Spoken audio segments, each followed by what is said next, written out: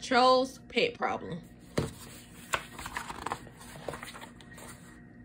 Ginger Jo loved animals, all animals. So naturally, she loved working at the Troll Village Pet Nursery. All day long, she got to take care of baby critters, from wolfbergs to sparkleflies to homeworms. Homeworms. Poppy often visited the nursery to help her friend. One day, she stuck her head in the door and asked, "Hey, Ginger Jo, got room for one more?" "Sure, Poppy," Ginger Jo said. "What is it? A tunebug, a glowfly, a fuzzy wuzzbird?" "No," Poppy replied. "It's a Tarantupuff." Sure enough, Poppy brought in a fuzzy baby Tarantupuff. "Will you help me take care of it?" "I call him Sweet Puff, because he's so sweet." Sweet Puff. Ginger Jo was surprised. Full-grown Tarantupuffs were big, hairy spider-like critters that usually live deep in the dark forest. She'd never heard of anyone keeping a Tarantupuff as a pet, but she really did love all animals. "Of course I'll help you," Ginger Jo said. "Does Sweet Puff like it when you pet him?" "He loves it," Poppy said. "Give it a try." Secretly, Ginger Jo was a little afraid to pet the Tarantupuff, but when she stroked his hair, he leaned against her and purred. "Oh, Sweet Puff really is sweet," she exclaimed, "and so soft." But Ginger Jo and Poppy quickly found out it wasn't easy taking care of a big baby Tarantupuff. Sweet Puff was very hungry all the time. Even though Ginger Jo and Poppy gave him lots of food, it was hard to keep Tarantupuff from gobbling up all the other animals' food too.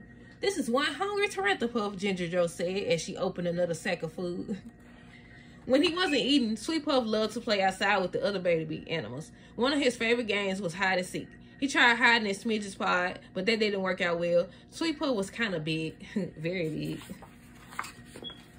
Like all Tarantupuffs, Sweet Puff could spin webs. He liked to practice. Some of the trolls in the village thought he was practicing too much. The sticky stuff got everywhere. By the end of the day, Ginger Jo and Poppy were exhausted. "I'm not sure I could do this again tomorrow," Poppy admitted. "Me either," Ginger Jo said. "Sweet Puff is nice, but he sure needs a lot of attention." Luckily, someone who knew a lot about Tarantupuffs came by for a visit. It was Bridget.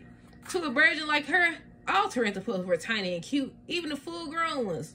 "This little guy must have wandered off," she said. "He belongs with his family in the woods." "But how will we find him?" Ginger Jo asked. "We'll find him," Bridget said confidently.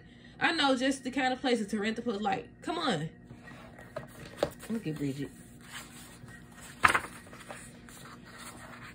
Bridget led Ginger Jo, Poppy, and Sweet Puff through the woods. Soon they found two Tarantupuff parents. They were relieved to see Sweet Puff. The young Tarantupuff jumped off Bridget's finger and ran to his mom and dad. "Oh, they look so happy," Poppy said. "I guess even Tarantupuff love hugs," Ginger Jo said. "Definitely," Poppy agreed.